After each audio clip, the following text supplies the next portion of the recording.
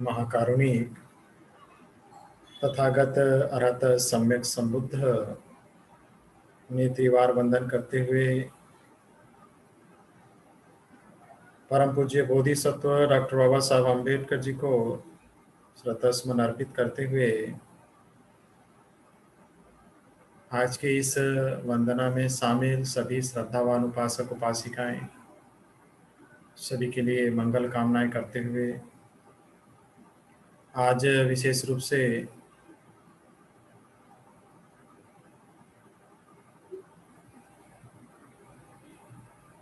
आदिवासियों के बीच अपनी आज़ादी और सम्मान की लड़ाई को लड़ने वाले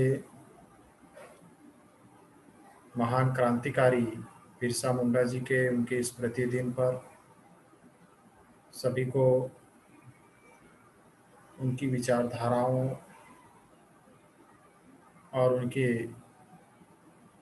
संकल्पों को ध्यान में रखकर आज के इस स्मृति दिन पर उन्हें श्रद्धा सुमन अर्पित करते हैं। बुद्ध का धम्म व्यक्ति के मान सम्मान और स्वाभिमान को लेकर आगे बढ़ने की शिक्षा देता है। बुद्ध का धम्म इंसान को इंसान बनने की शिक्षा देता है। बुद्ध का धम्म नैतिकता को स्थापित करने की शिक्षा देता है। लेकिन नैतिकता बोलने से स्थापित नहीं होती। नैतिकता स्थापित करने के लिए खुद को नैतिक बनना पड़ता है, तभी जाके नैतिकता स्थापित होती है। हम कितना भी बोले अच्छा बनिए अच्छा बनिए अच्छा बनिए अच्छा बनिए, बोलने से अच्छा नहीं बनते हैं लोग। अच्छा खुद बनना चाहिए, खुद से शुरुआत करना चाहिए। खुद से शुरुआत करने से ही कोई व्यक्ति समाज को बदल सकता है। समाज नहीं बदलता, समाज को बदलने के लिए खुद को बदलना होता है।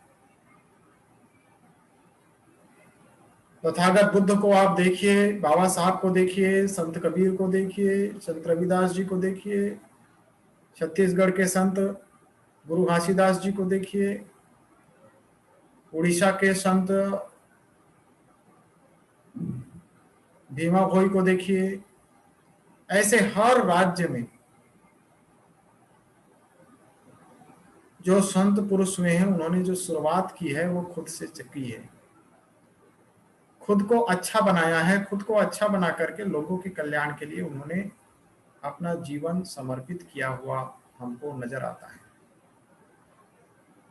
तो नैतिकता जो है बाहर मिलेगी इसकी कोई संभावना नहीं, लेकिन हमें अपने अंदर में नैतिकता खुद के अंदर निर्माण करने की जरूरत है। दुनिया में मिले या ना मिले, लेकिन हम अपनी जिंदगी में नैतिक बने, सभ्य बने, आदर्श बने, उचित अनुचित को समझें, अनुचित को त्यागें, उचित को पकड़ें, उस पर चलें। ये हमारे जीवन में होना चाहिए और यही तथागत भगवान बुद्ध का संदेश है, या तथागत भगवान बुद्ध की शिक्षा है। आज के इस अवसर पर भगवान बुद्ध ने जो मंगल के विषय पर विचार उन्होंने जो प्रस्तुत किया है, बताया हुआ है, हम उस पर थोड़ी सी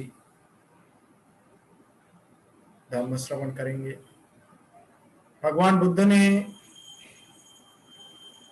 मंगल के विषय में यह बात को कहा, खंती च सोवचस्सता समणानं च दस्सनं कालेन धम्म साकच्छ एतं मंगलम उत्तमम्।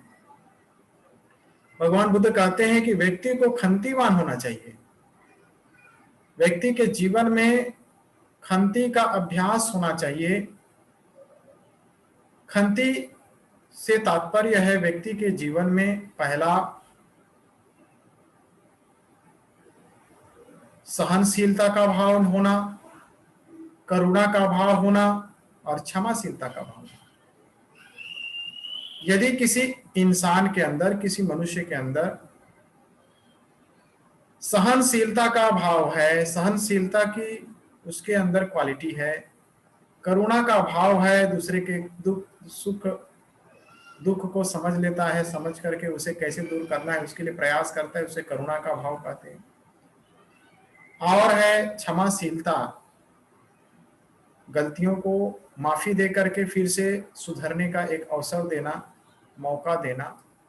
तो जो क्षमाशील होता है वही मौका देता है, और जो क्षमाशील नहीं होता वो मौका नहीं देता है, उसे कट आउट करता है।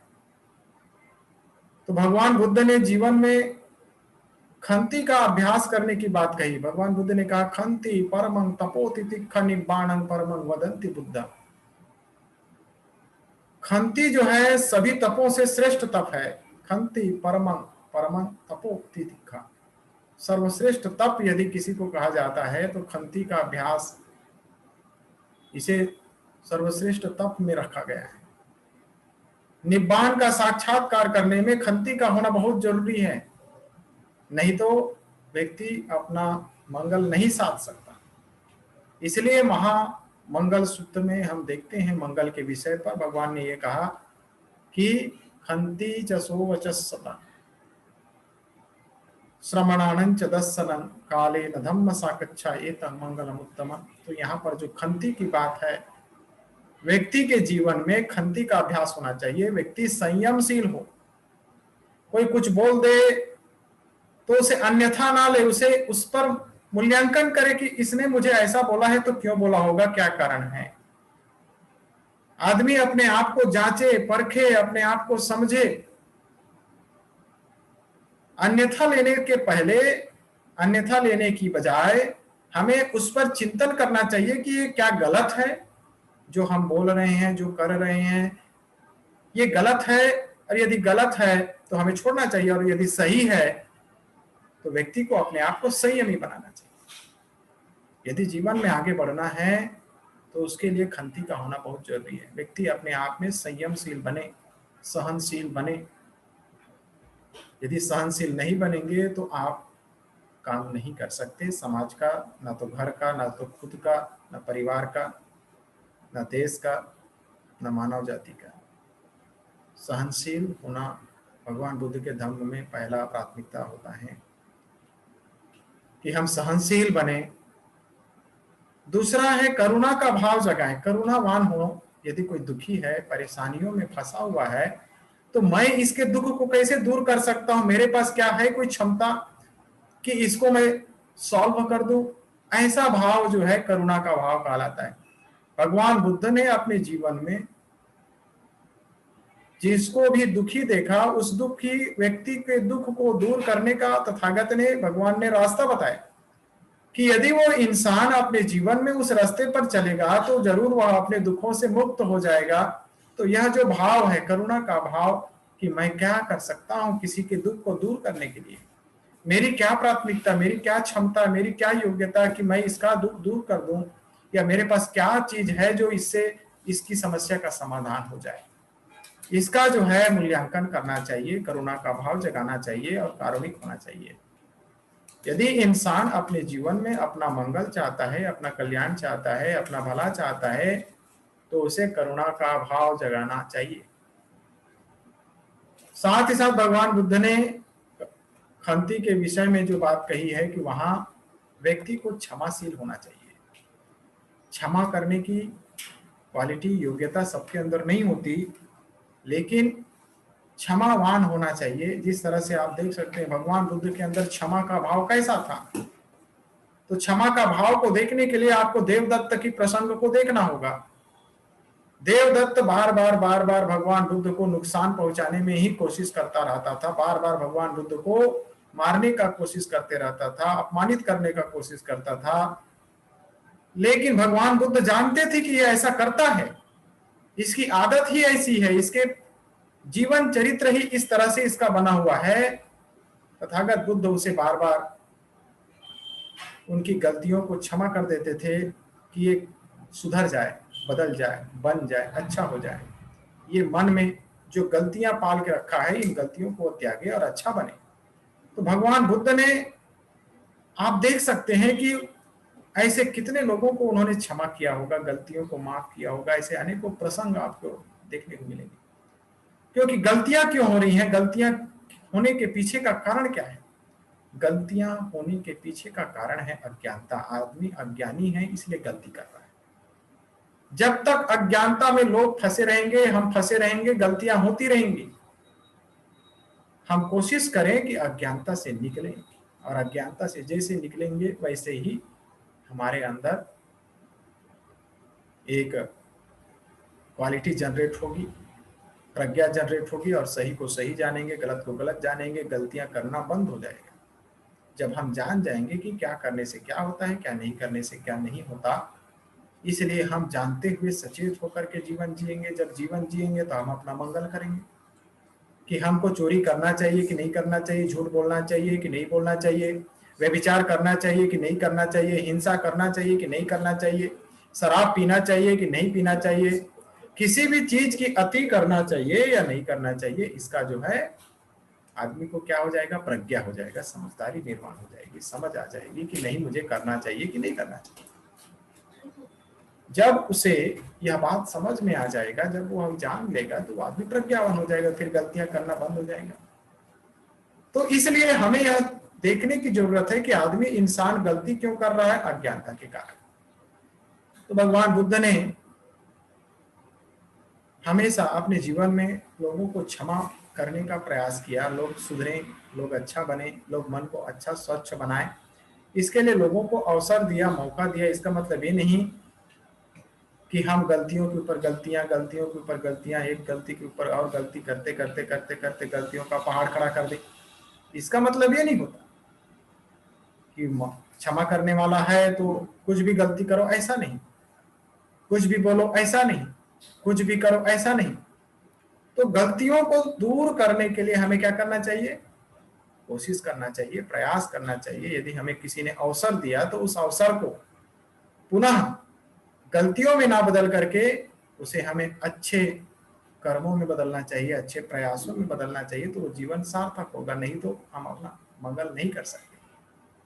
तो इसलिए हमें अपना मंगल यदि करना है तो ये तीन बातें जो खंती के अंतर्गत आता है, कि पहला कि हम सहनशील बने, सहने की क्षमता रखें कि कोई कुछ बोल दिया तो फट से उसका उत्तर बना करके लड़ने झगड़ने और में उतर जाते हैं, ये उचित नहीं है। उसका समन्वय स्थापित करके उसका मार्गदर्शन, उसका रास्ता खोजना चाहिए और कार्य करना चाहिए, ऐसा भगवान ने कहा। दूसरा, करुणावान होना चाहिए कि मैं किसी के दुख और तकलीफ को दूर करने में मेरी क्या भूमिका हो सकती है, इसका मुझे ज्ञान होना चाहिए। दूसरा, करुणा का भाव होना चाहिए। और तीसरा, क्षमाशीलता का भाव होना चाहिए कि यदि किसी की गलती हो गई अज्ञानता की वजह से, तो उसे कैसे माफ कर दिया जाए और कैसे उसे वापस धम्म के रास्ते पर लाया जा सके, इसका जो है ज्ञान होना चाहिए। तो इस तरह से तीनों को मिला देने से एक तरह से कोई इंसान जो है खंतीवान होता है। और भगवान ने कहा कि खंती करना, खंती का अभ्यास करना तप के समान है। खंती परमम तपोतिति का, परम यानी कि श्रेष्ठ, श्रेष्ठ तप खंती का अभ्यास करना। हमें चाहे घर गृहस्थियों के जीवन में जीना पड़ रहा हो, या हमें अन्य किसी भी परिस्थिति या किसी भी परिवेश में जीना पड़ रहा हो, तो हमें वहाँ पर हमें खंती का अभ्यास करना चाहिए, अपने आप को धम्म से युक्त करना चाहिए। और जो इंसान अपने जीवन में खंती का अभ्यास करता है वह व्यक्ति का मंगल होता है। और हमें इसका जीवन में अभ्यास निरंतर जारी रखना चाहिए। आगे तथागत भगवान बुद्ध ने कहा कि व्यक्ति का मंगल कैसे होता है।